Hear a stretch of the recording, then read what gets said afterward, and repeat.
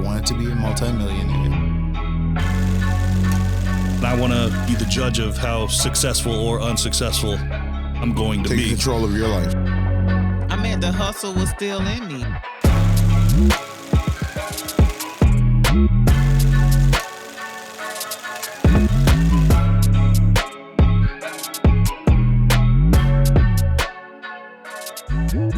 Mike Albritton. I wanted to have this conversation for a while because I think we're in the same community.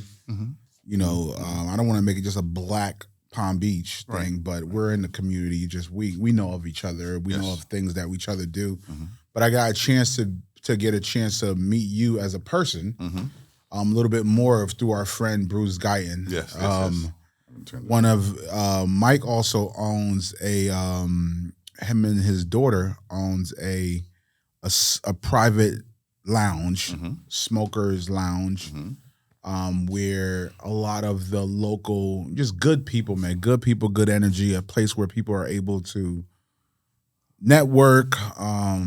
It's like a home away from home, I could call it. That's correct. Because Bruce definitely lives there. He lives there. In a good way. I know he's there before Love he's him to home. death. That's guaranteed. So I got a chance to intimately meet you a little bit more there. Sure, yes. And like I said, Bruce, you know, anybody that Bruce speak highly of, I respect 100%. Thank you very much. And Thank you. I guess, and so kind of long introduction, but that's how we got here. And great meeting you. Thank you, sir. Likewise. Could you give me a little bit more of born and raised where? Because I want to learn a little bit more about you while our viewers get to do the same. Sure. Are you born and raised where? I was born in Fort Bragg, North Carolina, an Army base. Okay. My mother and father were both enlisted in the U.S. Army. So ultimately, I was born there. From there, I think within a year, I was brought down here to West Palm Beach to Dunbar Village. And my mother and aunt both lived there, I believe, next door to each other at the time. At some point, my aunt began to raise me, and my mother became the what they call Girl Friday back in the day for Melina Dietrich, who was a famous white actress. What is Girl Friday? That was executive assistant is what they call them now. Oh, okay. But in those days, she was called a Girl Friday, which was your right hand, the girl that did everything for you. As your assistant, if you will. But that was the title back in those days. So my aunt raised me for a number of years. I say, 2 to 5-ish. And then at some point, my mother was done with that career. She used to send me pictures of a lot of famous people that she met in that process. They would sign it with my name on it. Here I was knee high. And getting these photos with my name on it from some very, very famous people back in that day. Mm-hmm. But that was interesting to have. It enlightened me on what other parts of life is about. But at some point, my mother came back. And from that point, I'll give you an example. My aunt owned a store on 4th and Rosemary. So a lot of people know me that are of age, know me from that area.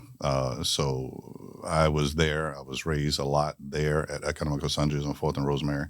So from probably the age of 3 until I think 11 or 12, I either worked at, supported, or our family business there, which in that case was owned by my aunt. So living right here in West Palm Beach at Dunbar Village, Westwood, running a pool room at 8 to 12 on Tamarind Avenue. Wait a minute. Wait. So first of all, I want to go back. So growing up also in that, around that time, how was it growing up in West Palm Beach around that time? There was a lot of activity back in those days. It was a little different than it is now, and now it's better than it was then, surprisingly. But the type of crime was more respectful. There were drive-bys back in those days, those pimps and supporters. But the other parts of life were, this part of town was for us, and across the bridge was for somebody else. And that kind of was in a part of my life. I got to see those and see that and understand that, and it helps me when I make decisions today. How were you able to see that? Was it from your upbringing, your family teaching the difference, or? Seeing it, hearing it. Above our store were caddies. The caddies that came down with the golfers that lived on the island. The caddies didn't live on the island, but they came and rented space from us over our store. So those men would come down and I'm there. So they talk and you hear them talking and things like that. I'm there reading every book and every magazine because I'm young. I'm learning whatever it is before I was able to even work there at the store. I'm just physically being babysat there. But there to look at every magazine. I mean, from comic books to House and Garden to Architectural Digest. Some of my artistical values, I would say now, whatever that value is from reading some of those books back in a young day. I was a bookworm, became a bookworm. In school, I was a bookworm. I was a little bit of a geek. But then, of course, I found there was some fun in other areas, so I became a geek with fun. Right. So that's super interesting. So you were living, of course, your aunt raised you. She owned the store, and around you, you saw, was it best of both worlds? You saw the golfers, the caddies, but you also saw. Promise you, totally understand both. It's good to be smart and from the hood, what they want to call the hood, the ghetto, the blighted area, the underserved. Excuse me, that was my neighborhood. And while today, when people ask me to be a director of their programs and national programs, I remind them to watch the language that they use and they refer to my neighborhoods because that was just my neighborhood. Why is my neighborhood considered this title and yours isn't? That's what we knew. We knew the little Vanna Lunch cookies, we knew Lily Dillies. We knew those things and we didn't have a problem with it. That's just where we were. For you to call that something other than a neighborhood was insulting to some degree. But yes, understanding both sides of it does help me make decisions to this very day. I deal with contractors from time to time now who want to build a mountain at your expense, and you turn around and you find a way to do it without spending a dime. Those are the things that you learn by paying attention to things and not just listening to what someone else has to say. Look into it yourself. Spend time yourself. Happened today. Someone offered to do something that is out of ordinary, but something needs to be done. I found a way to do it for less than a third of the price just by listening to them talk. This doesn't make them smarter because they have this, that, or the other, i.e. degrees, experience. It just common sense is more valuable, respectfully, more valuable than all the above. To me. Absolutely. I'm from the community that you're talking about. I always tell people I'm a product of my environment. And in my environment, you learn how to not just survive, you also learn how to make things out of nothing. That's true. I call it putting lipstick on a pig. Yeah, you can't order that from a degree, and there's no disrespect either for those that have those, those things. But I think I will pick any day of the street, not the streets, but to get that rough cut, that built, how we're built in those communities are priceless. Especially when you have other form of education around you. Right. You learn from. Yeah. I always tell people, man, some of the best advice I got was from crackheads. Yeah. No, they're paying attention. They know what's around. Yeah. They've lived a little. Evaluate that. Yeah. And the best, some of the best games I've received. Did you have brothers and sisters also? None. Only child. Only child, and of course my mother actually raised me after your aunt. Yeah. So I've been without father, if you will. For some time, and if you can see me, you'll see he wasn't exactly. Yeah, he wasn't exactly look like us. Yeah, I don't think he wasn't a little bit of color. A little bit different, exactly. He was a little. But how was that growing up? With I'm assuming white father, right? A Hispanic father that wasn't around, but you weren't like every kid in the neighborhood. That itself was not only a challenge, but now I realize what a value that was. So to be mixed and to look like I do and did, I wasn't a fan of either. I wasn't a fan of my own people, black community, nor the white or Hispanic. I was just in the middle. And I had to learn to make things happen without any support. I'm not going to say somebody wasn't around me at some point or that I didn't have parental support, but paying attention to my aunt being in business, paying attention to how my mother operated, and when she was down here, the things that she did in the accounting firm and sewing and things like that. I paid attention to those things, but I didn't have a handful of friends. The friends that I had were 1 out of 10, but that was actually better than having 10 out of 10. And I mean it in the best way that I can. that 1 out of 10 that saw me differently than what anyone else might have seen me, because that's seeing me. Those people that I spent time with growing up, to this very day, we all love each other. To this very day. I mean, I actually am so joyed when I see one of my friends from that time and see the joy in their face seeing me, not knowing how much I also appreciate seeing them. So knowing that you were appreciated by someone that close to you back then tells you that that fight that you went through and that ignorance that you suffered during that time, it was worth it in the end. You know? What was it more like you weren't black enough for one side, you weren't Hispanic enough for one side? Absolutely. And it was considered white, not Hispanic. It was considered white. What? Curly hair tells you what yeah, the deal is. But yeah, no, it's straight up. It was, you didn't fit in either one. I just remember one good thing though, when I was, I went to North Tech High, which is now Ruby Beach Prep. And I went there for computer program and auto mechanic. And I did that. I didn't have to go to school my last year. So I think I did that my 10th and 11th year in high school, but I also went there. And there was a fight that broke out between a brother and a white guy. And I ran in between both of them. I said, all right, stop. You know, they're getting ready to get into it. And I said, okay, who do I punch? Right. And they both looked at me and they cracked up laughing because whose side am I on? Yeah. So it kind of broke the ice. And so to a lot of degrees, I tried to use that to our betterment. Like I said to you before, if I'm placed on someone's board or as a director or otherwise, I try to break that ice because of my complexion. I believe a lot of people have selected me, not catching the fact that the B word is in there. I'm serious. And I've had imagine. People. I'm that guy. So, but then of course I would raise my hand before I speak. But when I speak, you're going to probably hear what you were. Right here. You wasn't planning for that. You wanted me to maybe follow the trend or thought I would just blend in. Absolutely. I'm not falling for it. I don't want you to bring a truckload of bicycles in my town and hand them off and pound yourself on the chest.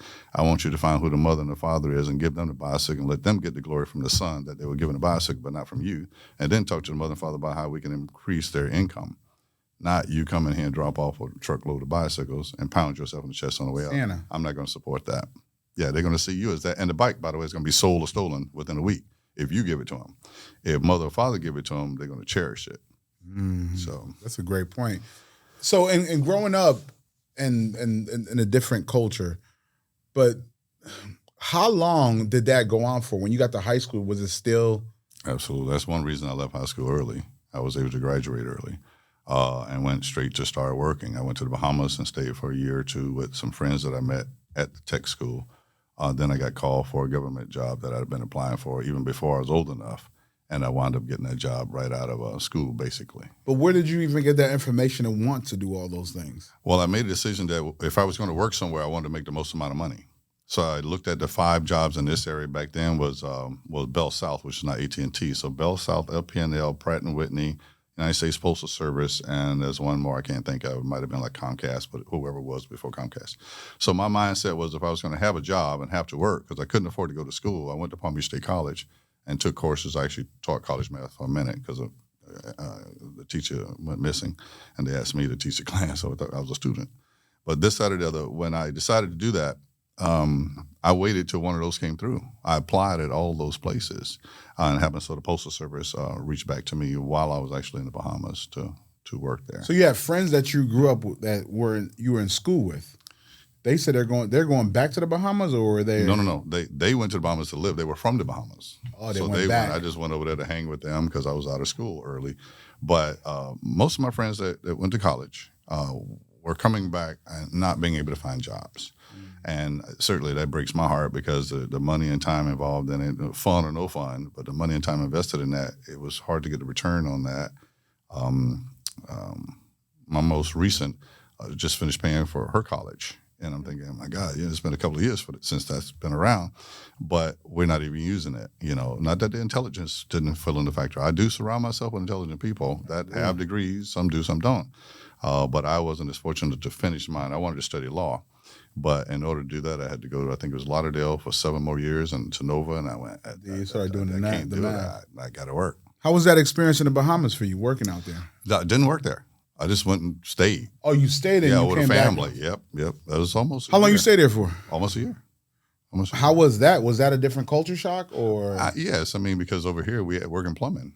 over there they had the toilet, but you had to do something different. You know what I mean? I wasn't ready. I woke up one morning and found out I had to do something other than that. So that was an interesting thing. There were a lot of good parts about the Bahamas, so that made it worth it. So when you decided to come back up, what did you do after that? I just started working. I'm a workaholic. Yeah, whenever, if you hire me to do paper cups around here, whatever it is, you'll never have to worry about paper cups anymore. I'm just that beast. Hurricane holidays, I was just bred that way. Being in families, being in business. My grandmother owned a restaurant here in town, and my grandfather was a tailor also in town. So I guess a little bit of workaholism or the entrepreneurship kind of bred through. And as you probably know, my oldest daughter seems to have had that before I even met her. She had the entrepreneurship level. Did you ever get a chance to meet your father's side? I did, but my mother asked me, I think when I was 13, if I wanted to know. And I said no, because he's not here. So my point then was I was a man in the house since, 3, 4, 5, 6. It's me and you. We'll figure it out. Who needs to know whatever, what value would it be at that time. Today, I just like to know that I don't even know if he knows, because he was not the husband. They broke up, and then I was born. So not related to it, but right. My mother had an issue here in this town. My mother was a beautiful, complected woman, and they called her a name that was inappropriate from her own people. And she had a concern that she would have a son that would have, or daughter, or child that would have the same thing. So as I understand, that's one of the reasons that this came about. She had a concern that I would be mistreated like she was mistreated by our own people. Wow. That's deep. So she planned to have a mixed child so that the child wouldn't come out dark complected. Wow. That's rough. She's no longer with us, but I put it out there, and that's the truth. Yeah, because I think there's people that actually plan stuff like this also. I don't think she was the first one that actually did anything like that. Here I am. Yeah. But now you say you're a workaholic, so 9 to 5s, what are some of the different 9 to 5s that you worked in your process of growing? You work you got one of those 5 pillars jobs that you wanted? Yes, the Postal Service was one of those 5. Prior to that, truthfully, I only had 2 jobs before that. I mean, working for the family was one thing, and then I worked at the airport. Someone that knew someone got me at the airport stocking products. From then, I got into the auto mechanic world, and I worked with the company when Nissan, what was called Datsun back then. When the new model cars came out, my job was to install air conditioners and things like that. So I did those 2 things other than the company, our family business. And then from that, I graduated from school early and went to the Bahamas, and then came back and worked directly for the Postal Service. So how long you stayed with the Postal Service? 19 years. I stayed there until I realized that I started the Limousine company back then. I owned the Limousine company as I started one. And I realized that I was paying a young lady to run that business as much as I was making working for the government, the Postal Service. So my thought was, well, at my age then, I can take a chance on just running my own business and not have to work for somebody else. And I can build my own business at my own time. And if it doesn't work out, I was young enough that I could come back, because I left there in a very good place. I was one of the youngest postmasters in Florida. At 28 years old at that time.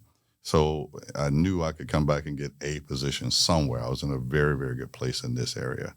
But I never went back. So entrepreneurship is a thing that was normal in your home. Yeah. I didn't know it different from having a job. Having a job. So when you decided to start your transportation business, how did that whole thing come about? Just paying attention, hustling. Looking for sales. Back in those days, there was no real internet happening. So newspaper, I took a look at the newspaper. I looked to see who was just promoted to something, who just made something, who just had a baby, anything that was celebratory. And then I would offer them services, either with our car service going to and from airports, the limousine to and from the baby, hospital to home. So they used to publish all this on newspaper? No, we went out to the person. They would publish congratulatory things in the news. Yes, not just all bad news. They would notate who's running for office, who won, those things. We would reach out to those people and offer them our services. Many of them on the car service side, we just offer like a free service. Congratulations, free service, Didn't hustle them anymore, but that brought back sales. They remembered that we offered to do that at that time, so they basically kept us in the pocket. A lot of people still come to me and say, "Man, I remember your limousine service." It's funny. Someone say, "I remember you drove us." Yeah, But I enjoyed the history of that. I mean, at my age now, it's been many, many years ago. But I enjoyed that and building it that way. I mean, there was nothing else available. There was nobody that put me in the industry. There was I bought a limousine because I use a limousine. So when I used to rent a limousine to go out, the credit union that we did business with, I was passing by it, and my mother was standing in front of the credit union. I just happened to look and see her, blow the horn. She called me. She said, "Hey, they repoed a limousine from somebody, and you always rent one. Why don't you just put in a bid for that?" I said, "Well, Mike, I'm trying to understand something. Go ahead and do it." Why the heck you renting a limousine to go out? I wasn't married at the time. Oh. I wasn't married at the time.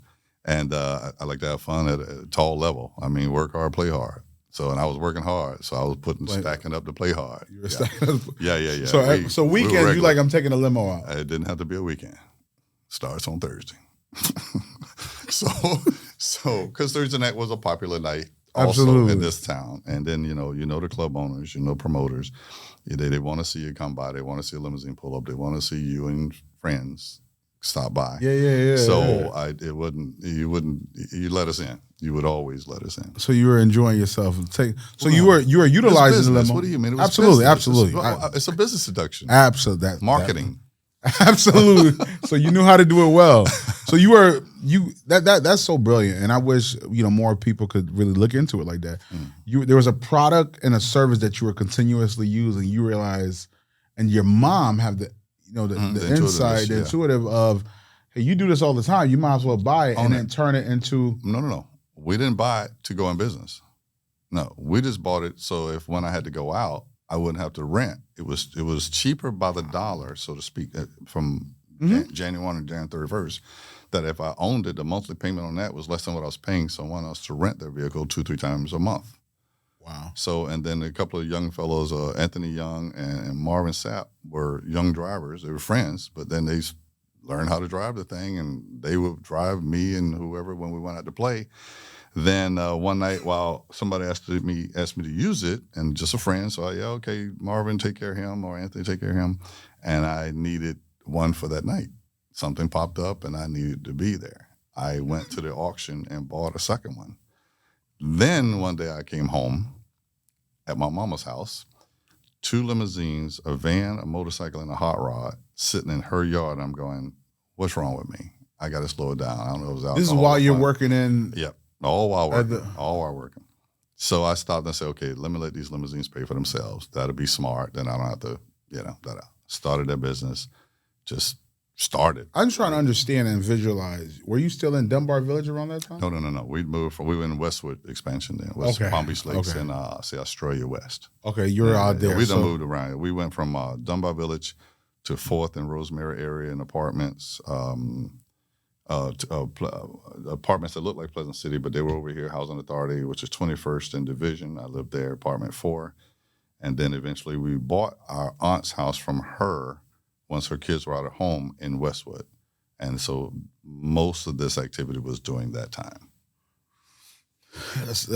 But you're definitely Palm Beach. You're definitely West Palm Beach breed. And my family. Yeah. And your family. You guys are definitely built from that community. But now you're pulling up with all these transportation tools. Yes.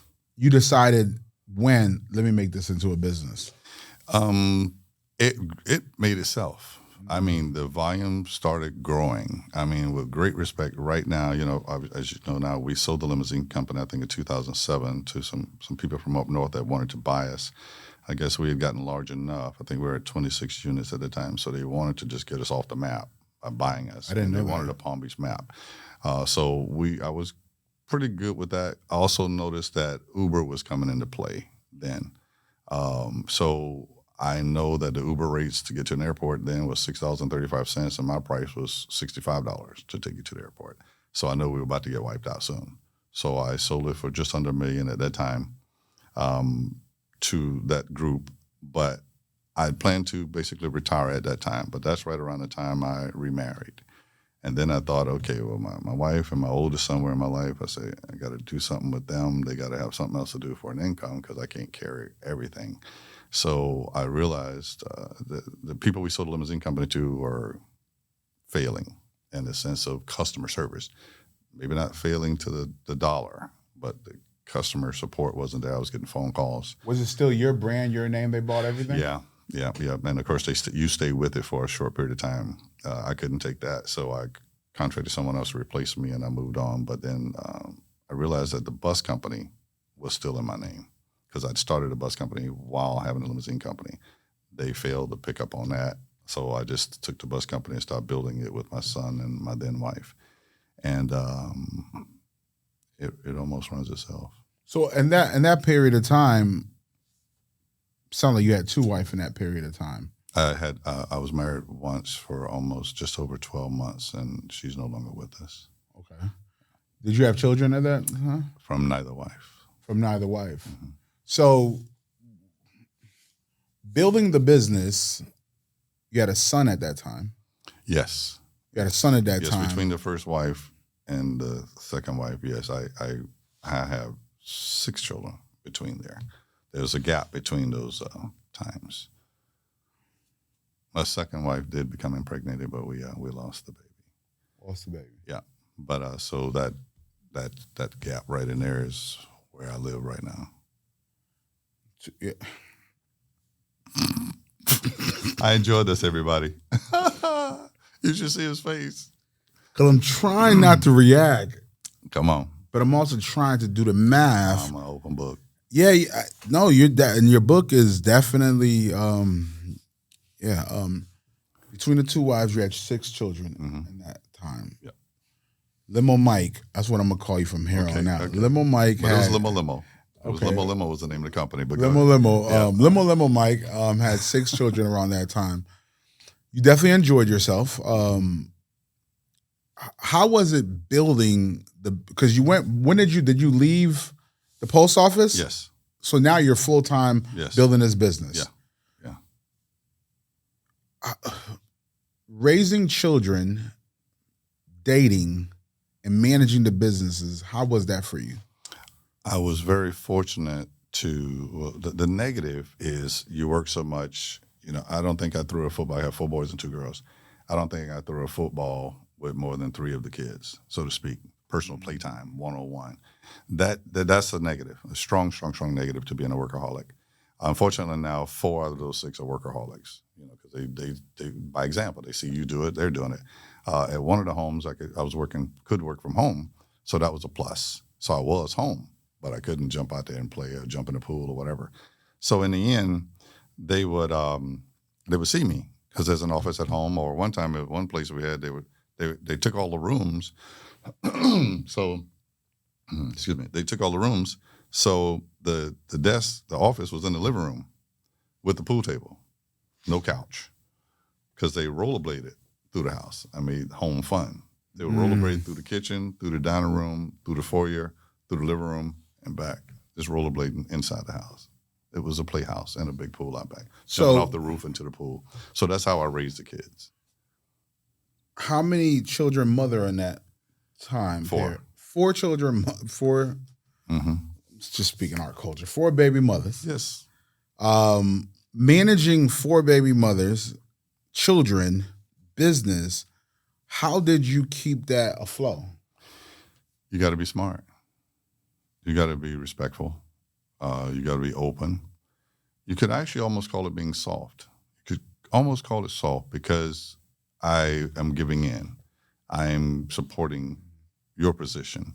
I'm not going to be, it's my way or the highway. No, we are going to work this out. We're going to make this work.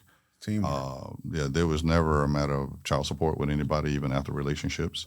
I was always willing to, if we ain't together, let me take the kid. Of course, you can't have them. But of course, once you say you don't want them no more, then they give them to you. So that was unfortunately reverse psychology. But in a sense, the game was give people what they want, make it work. Nobody did without anything. If somebody did, I need to know about it because I'm unaware. But I just did the right thing. I did. I mean, remember, I was raised by a single mother. and not young, my early dating, I really preferred to date a girl that had a kid because I knew what she was going through. The other guys would go, man, I ain't dating her. She understands. She would appreciate you more because look what she has to sacrifice to do. But I'd also make sure if we went somewhere, the kid's going with us because remember, I was that kid. Wow. So, and my mother didn't necessarily leave me. They didn't go out like we do today. Right. Back in those days, you did what you did. And they would be home on the porch or, whatever that situation is. There wasn't no color TV when I was coming up. It was black and white. But nowadays, but if you're taking a young lady out to the movies or to the fair, bro, take the kids, man. You're building a relationship with. Absolutely. Both. And long term, not necessarily passing through, just do the right thing. You know what I mean? And raising those, raising children and building a business, like what tools do someone, because I definitely understand the relationship that you build with the mothers. Mm-hmm. What tools does a man need? What type of advice would you give him other than dating both sides? What type of tools does a man need to manage both of those things, from relationship with their children, building the business, and also dating in that process? Lead, be a good leader, live by example. Back to the beginning, do the right thing. Hatred can come out of your mouth, but it comes out of you, goes into your heart just like it does theirs. If I sit here and use 10 curse words every second, they don't just go into your ear, they go into mine, into my heart. So those things build up at some point. The word curse is curse. Curse the fig tree, it died. That actually has a value. Now, that's sometimes you got to meet the devil with the devil. I got you. But it don't mean you got to create it on your own. So in short, be fair, be reasonable, be supportive. Now, if somebody's throwing you under the bus, then you got to step up. You got to go, okay, hold up. Now you're going too far. But I would say for the most part, it's just being cooperative, being supportive, being real, saying it, speak reason into something. What you want to do, son, daughter, mother, whatever it is. My mother and I had an issue one time. One very thing she said to me, she taught me if someone respects you, show respect. But if someone doesn't show you respect, you don't have to respect them. And one time she and I had a situation and she was disrespectful. And I said, Mom, I don't want to be rude, but you told me that I don't have to respect someone that disrespects me and you're disrespecting me. Now you're my mother, but I'm not feeling where you're going with this. So we're going to fix this, or I got to meet you halfway. You don't take it. You don't take it up the back. You just face on, communicate. I guess it's short, just like running the country, communication. The words on a letter can start a war, but also the words on a letter can diffuse a war. So in short, it's still really communication. It's not sign language. It's communication. Clear. Communication is everything. Yeah, you can tell somebody KYA, kiss your butt, and they laugh, smile, and say it's funny. You can say it in a different way, and it's offensive. Yeah. So it's communication. It's how you communication with another human, and pets.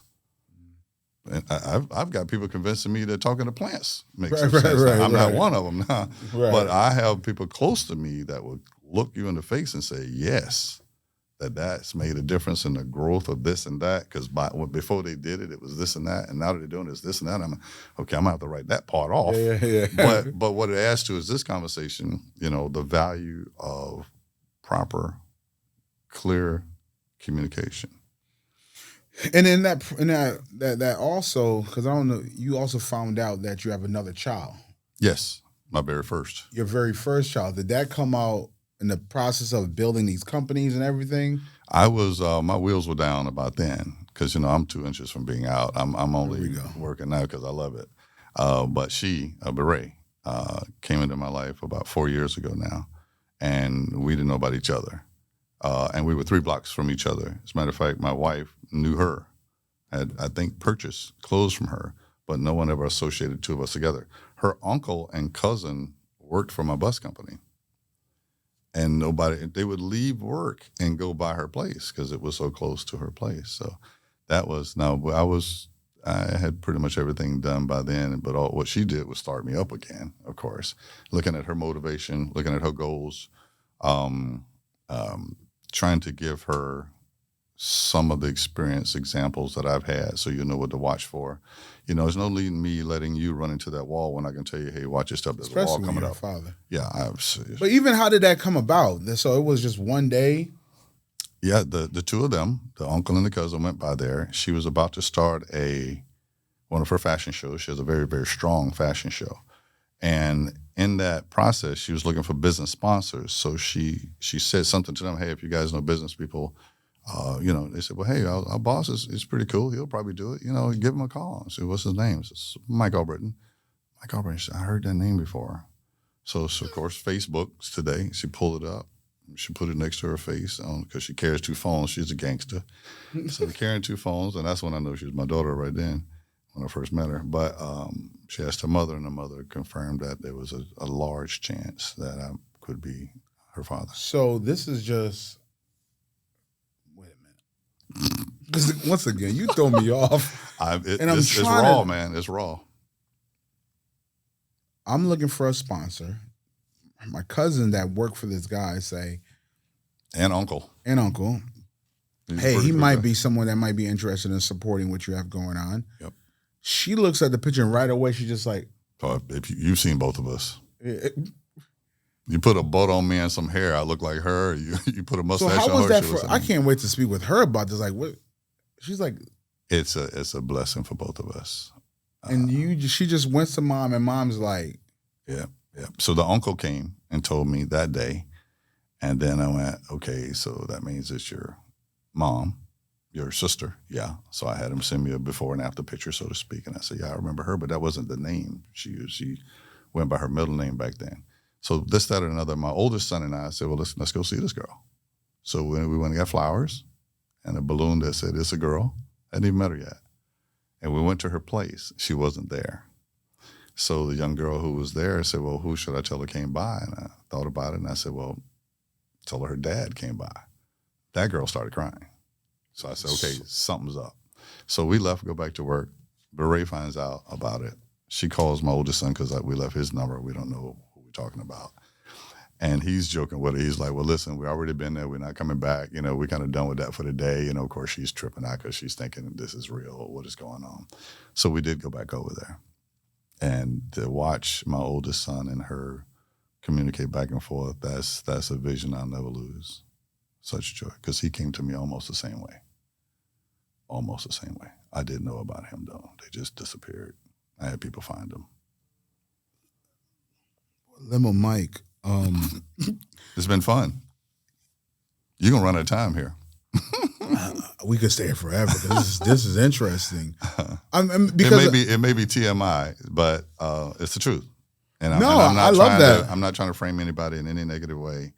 If somebody's got a different story, you need to tell me what it is because it ain't real. This is. This is exactly what I think for me, the fact that, a lot of people probably would deny it. A lot of people will run from it. Yeah, they won't, for you to dive right in. Head first. And to... Remember, I was raised without a father.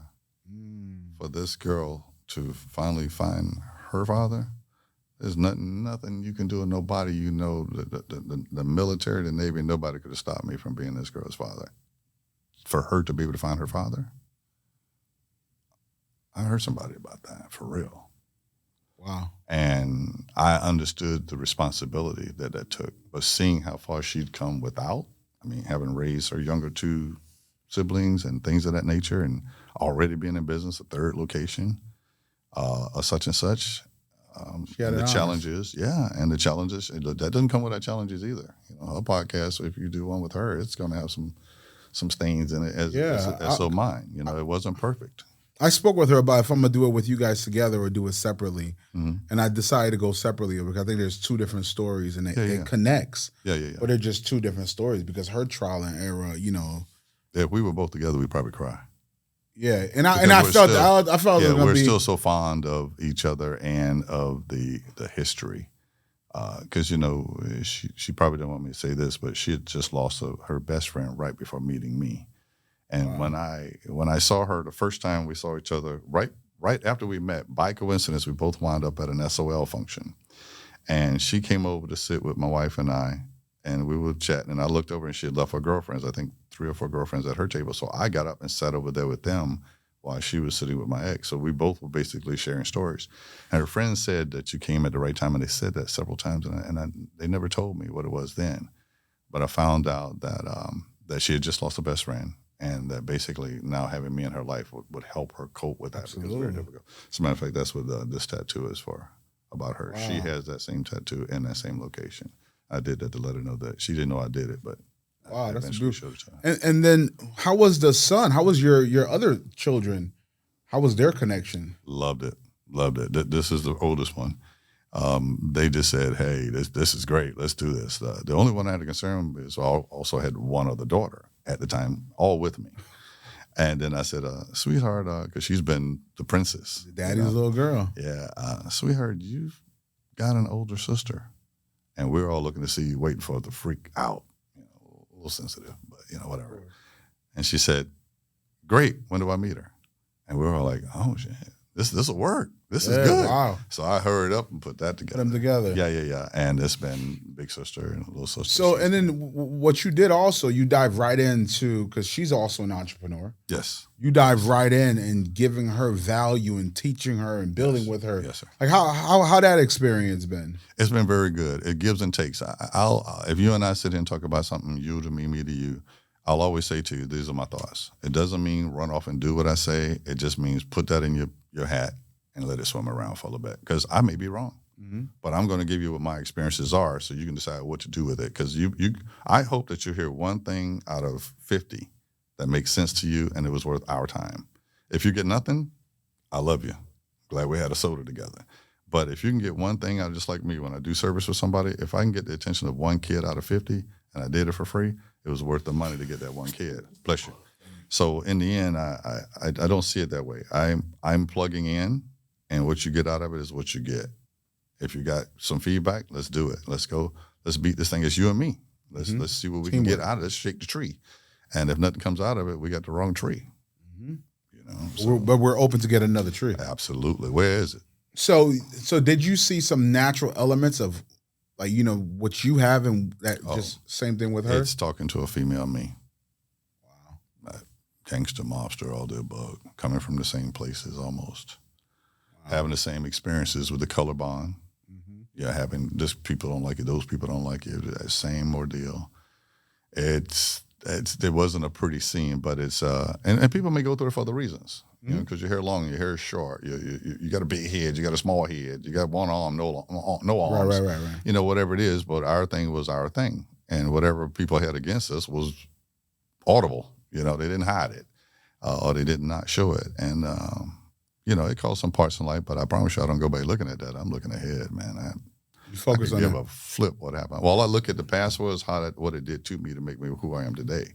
I'll look and value those experiences and say, I must have put that under a hat to help me grow or to help me be whoever I am. I like yourself, I've talked to people before and they say, hey, man, I'm glad I taught you. I got something out of that. I'm happy to hear that. But if you don't say that, I'm still fine. Yeah. Because we had a conversation. And it has no more value than the conversation of the time it took for us to do it. It's over after that. If you're able to do somebody, I've had people that aren't my children that were younger that did exactly what I suggested for them to do. And I've watched them grow with that. And again, like we started in the beginning, it's discipline. To discipline yourself, in one case, to go to the Marines, to discipline yourself to go into service, to discipline yourself to become a realtor, to discipline yourself to do this, to discipline yourself to get past what's right in front of you because you have a bigger goal. Don't just run into that wall and say, I'm done. Run into the wall, get up and see if you can get around it, over it, under it, through it, but not fall and stay there. I don't know how to do it. It's almost that unless you're already in a professional field and have more than one income, you're in trouble. Unless you're not always in a profession that's giving you 6 digits, you need to be looking at doing something, cooking, painting, creating some form of hustle. Newspaper route. I mean, I'm talking different numbers, but it's numbers, more money. Were all your kids into entrepreneurship? 4, 2 into education. 4 and 2 in okay. So entrepreneurship is just what you guys do. They've been watching. That's all. I'm guilty. I think they just watched me do something but nothing and just said, okay, this is possible. And then they dove into it. And now, don't let me glorify entrepreneurship. Yeah, we know. There's some ceilings and some floors on entrepreneurship, and they are on a regular. I mean, you can look at your bank account one day and have 2 commas in it. You can look back and it ain't got but 1 comma, and it's a low one. You got to be careful as an entrepreneur, as you don't have the safety net of being an employee somewhere. No, that being an employee somewhere is somebody else's problem. You just got to do your thing and do it good, and you'll get this, maybe get an increase, maybe get this, maybe get a car out of the deal, maybe get promoted. Watch out getting promoted, because then when you go salary, you lose the overtime. Spoke to somebody else that used to make $70,000 a year. They put him as a promoted and put him on salary. He went down to 50. What sense does that make? You know what I mean? So I'm sure he regretted that, and now his retirement's $1,200 a month less than it would have been had he not been promoted. So I only say that right now for people that are on that train. Be careful what you ask for, because it might not always be better. And absolutely. And to add on to that, what I'm trying to figure out, what other business models that you guys as a family, it's not just you, that you guys are involved with? Well, they're talents. One son, of course, you know, my oldest daughter is an entrepreneur. Her first thing that she started was making dresses, making clothes, and that was going over well. Unfortunately, then I showed up one day and I looked at a property that she had. She had 300 clothes in it, and it had enough room in there to, I think, make more money. So I kind of suggested, hey, you can do this property like you did that one, and this is how much money you'll make instead of this, and you can put what you're doing over here. So I kind of stole her space for her, and she's still able to do what she likes doing. And now, I won't say double your income, but you had at least 30% income by making that change. So from that, she got a high and went and did 2 other places on her own. And I'm just there to watch and enjoy that. The other son, the oldest son, is a tennis shoe manufacturer. He can make a pair of anything out of anything. He has the molds to do the soles. He's got the molds to do the side panels, front, back. Then custom designing them. He started out just doing a shoe or 2. Next thing, he's doing up to 1,200 shoes at a time for banks and other locations. Yeah, and he still does that today. The other son, next down from that, wraps cars, Palm Beach wraps. He wraps right now mostly Lamborghinis. He's doing a Tesla truck right now, that aluminum cheese thing. But Lamborghini brings Lamborghinis in. They put it on a flatbed truck, take it to him. He changes the color. I mean, taking doors off, fenders. I mean, a car that ain't been on the road yet. He redoes the coloration of the vehicle and caliper colors and all that, sends it back to them, gets paid. So the service business, and also still in the creative space in some form. Each one of them is in a creative form. Do you feel like you're in a creative, like you've always had making that something also? from lipstick on a pig. That's just what you guys Lipstick do. on a pig. You find this microphone that you have here. This is a pretty new one, but if it wasn't, I could make it look new. Without having to buy another one. The new one's $500. I can make this look new for $79. $70. Got a little dust on here. Yeah, you got it there. A compliment. But in the business space, what do you believe is some of the secret for success? You know, I know discipline is one of them. You nailed it. That's the secret. Staying focused. Spend time with things that have a value. Volume, I guess, is a big key factor to me. I mean, if you and I decide to sell toothpicks tomorrow, selling toothpicks is you're going to have to sell a lot of them. So selling 500 of them is not going to cover you and me for a day. We need to sell 500,000 of them a day. So unless we're focused on selling 500,000 a day, toothpicks ain't what we need to be in. We got to find who the market is, who buys toothpicks, who uses toothpicks, who builds it, who creates them, who can we subcontract the creation of the product, and then who else can we sell them to on a high volume basis. I was involved in Amway once, and that might be a suggestion, a point to make. Someone else impressed me. He was a mathematician that worked for me in the government, and he impressed me how he added numbers. He taught me how to do it. Now I teach other people how to do it from left to right instead of right to left. By doing that, he said he was involved in Amway. I started looking into it. I became a distributor by not selling. I became a distributor by buying, and I went to people like Pizza Huts for the degreaser. So they would use 55-gallon containers of it without me touching anything. They would drop ship it straight to them. So then I found out what pieces work and who buys that volume, and I go after that. So you also been in the government space, the government service business. Yeah, but only as an employee, not as a. Well, they did call me after I left to be a contractor for delivery, and we did do that for about 6 years. That was a very unusual program, but I did. I didn't really want to do it, but we made $144,000 a year doing that profit. Yeah, that's not And you're still in the transportation business today? Yes, the bus company. Now, because now you're saying now the business actually run itself. How do you get to that point as a business owner? Pay your people well. Tell them what your expectations are. Treat your customers right. One thing I ask people that are customers, the bus company is Bus One, ONE. One thing I called the customer once, Dr. Pugh, an example, and I saw that he was with us, and this was years ago, but I saw he was with us probably 12 years. And I called him up one day. I said, Dr. Pugh, and we, by me being on the phones in the beginning, they all know who you are. Dr. Pugh, let me ask you, so why are you still with us? There's been a mistake or two that's happened in your service, but you are still with us. And I'm asking you because I don't have the same hairdresser. I don't go to the same gas station, car repair, dry cleaners. I don't go to anything to sell that, but you've been with us longer than I've been with those people. Why'd you stay? And he said, because Mike, when there was a problem, you called me as soon as you knew there was going to be a problem and told me what to expect. So you never left me without anything. I didn't say it was a great thing, but you always told me what I should expect. So if I knew somebody was going to be late to pick him up, we called him before he was late to pick him up and told him what time approximately he or she would be there to pick him up. He said that was so valuable to me, I don't want a chance of what I need to do to anybody else. So he stayed with me till he passed away. So, because I know the importance of that. How scaling your business, you guys started from where and where you guys are now? That's the course. As everybody, started with one item, then you buy your second one, then you buy your third one, then the fifth, and then the 15th, and the 18th. How do you get to the point where you know when to do that? When you determine how much you're subcontracting to someone else to cover it. So if I'm so busy, if I was making cakes, and I don't want to know if I want to keep it in one realm, I want to make it as simple as possible. Yeah, absolutely. So if I'm making cakes, and when I sell out of cakes, 3 or 4 people still want more cakes. Before I start getting another chef or other equipment that costs me a lot of money, I got to be sure that those 3 are going to be consistent. So I will have somebody else that makes cakes that do as good a job as I do, make those 3 cakes for me.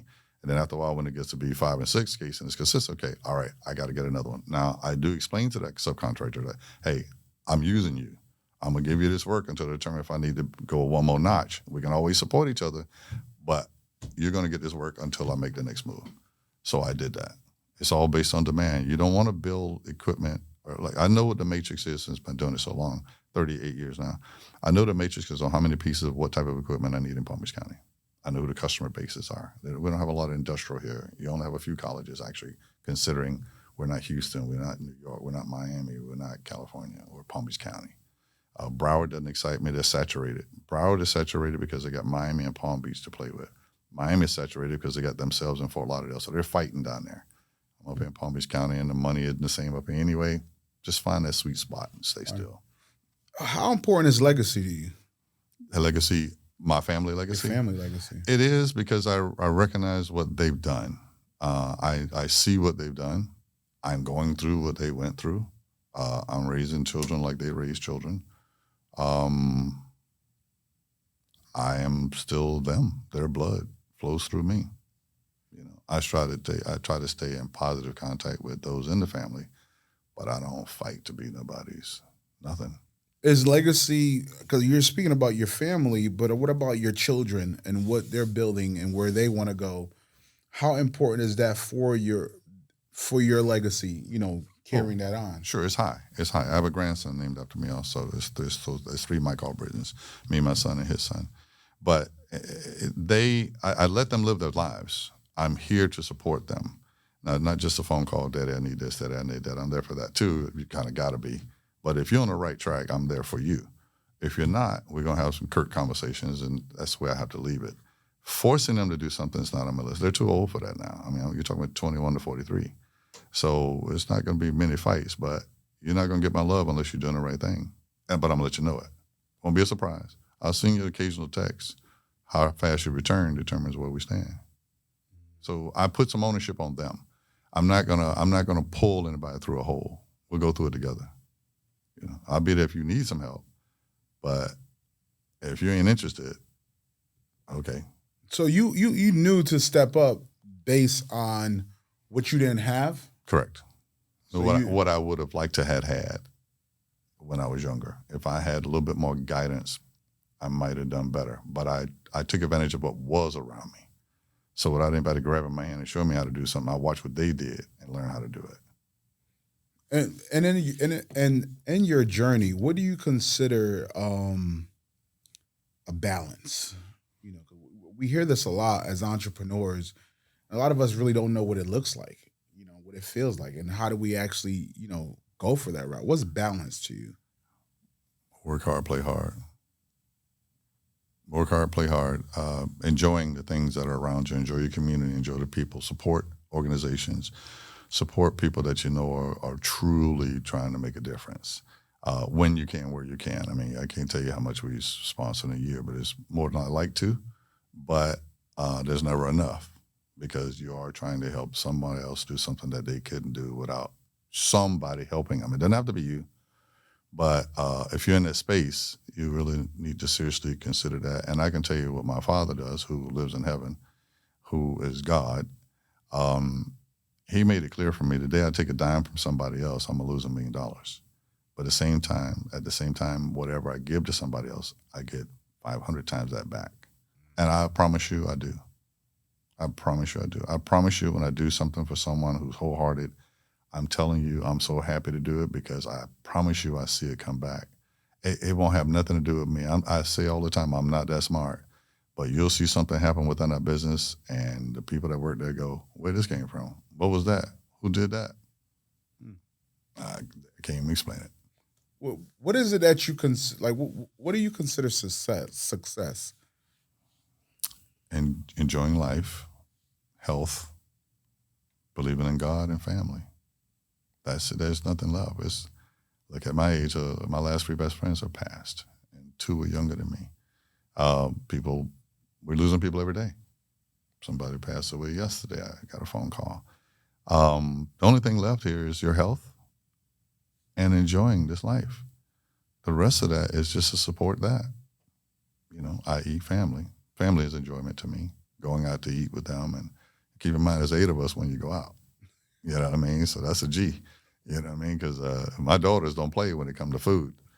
My youngest daughter, when we were going out when she was very young, she always just looked for the mark that said market price. Yeah. She said, Dad, what's that? I said, that's basically the highest they could pay for it. It's MP. But the market changes, so they're being cute by saying that's it. I said, well, baby, if that's what you want, you get it, and get 2 of them.